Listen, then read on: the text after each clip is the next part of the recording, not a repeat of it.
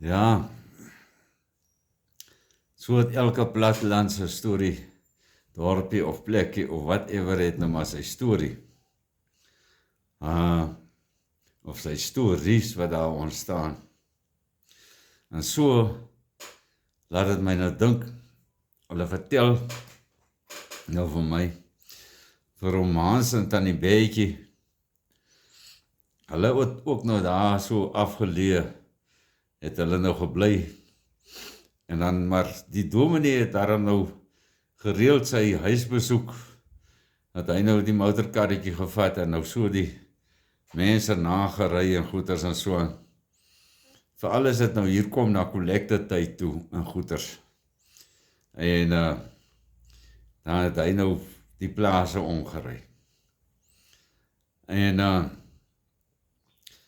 so op die ouend van die dag, nou bly Ouma Ramans en Tannie Betjie, nou bly hulle daar op die plaasie en whatever die val mag wees. En hulle het nou daar so 'n hoenderhennetjie, 'n handjie, wat hulle nou Hans groot gemaak het. En die loop nou daar op die werf rond. Dan loop 'n pik, hy nou hier oral sy goedjies en whatever. En so loop hy maar. En dan het hom maar maas nou so kort 'n bederfie wat hy vir hom uitgooi. En so bly die hoenderhandjie maar nou daar so reg rondom hulle en alles en so aan. Hy sê jong, en eendag sit hom maar maas het aan die Betjie sit hulle nou daar voor die huisie op die stoep. En hulle het nou lekker gesit 'n koffie drink. Hy sê wragtig jong, en hier kom 'n warrelwind op. Hy sê 'n handjie loop nou nog hier rond en so aan. En toe die warrelwind nou opkom, tel hy nou vir handjie hier van die grond af op. En hy sye hom nou behoorlik in die lug in op, né? En reg hy daar op pad na die windpomp toe wat daar op die werf staan. Hy sê jong, en daai windpomp gryp nou daai handjie.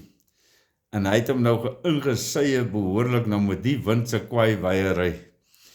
En hy spoel nou daai hand agteruit, kaal gat en sonder 'n veer. En daar lê die blerrie hand nou.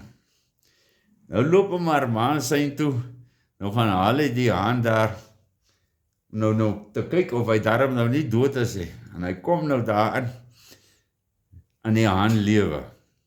Maar hy's kaal gat sonder 'n veer. Nou bring hy hom huis toe en alles en hy sê vir Betjie, maar die ou handjie my keer nou eintlik niks behalwe, hy het nou nie vere aan sy gat nie.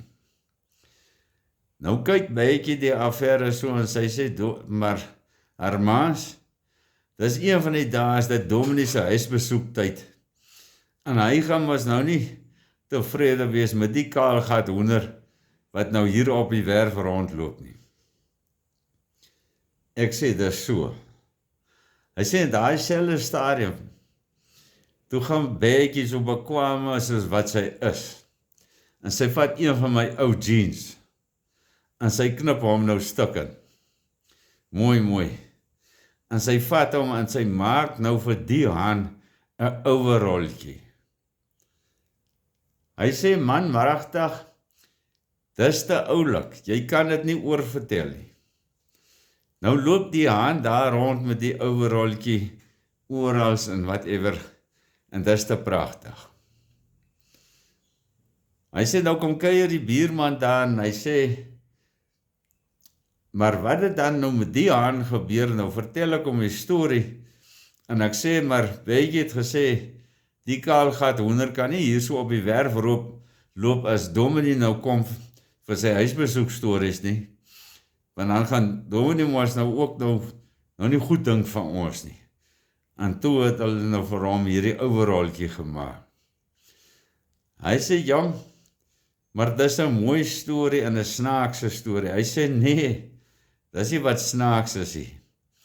Hy sê, as daai handjie nou hardloop, en hy sien nou die hennetjies nou daar op die werf rondloop, nee.